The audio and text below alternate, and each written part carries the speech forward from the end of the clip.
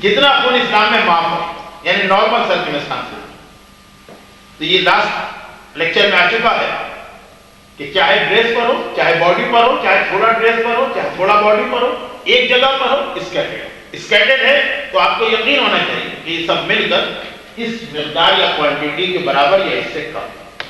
لیکن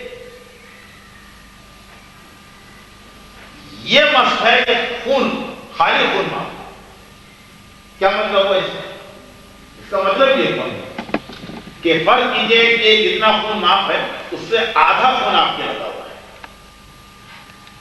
یعنی آپ کو جو ایگزمپشن دیا گیا اس سے ذرا کم خون، اگر وہ پانی اس پہ گر کے ذرا تو پھیل گیا یا جسم سے اتنا پسینہ نکلا کہ وہ ذرا پھیل گیا،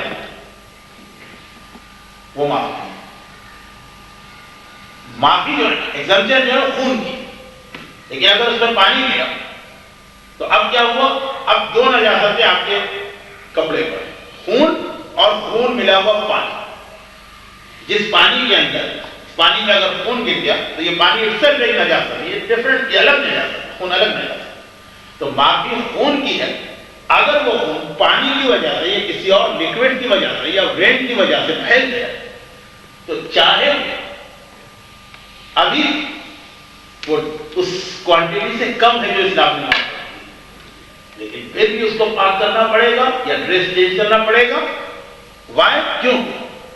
معافی بلڈ کی تھی، بلڈ ملے ہوئے پانی، نجس پانی کی معافی نہیں۔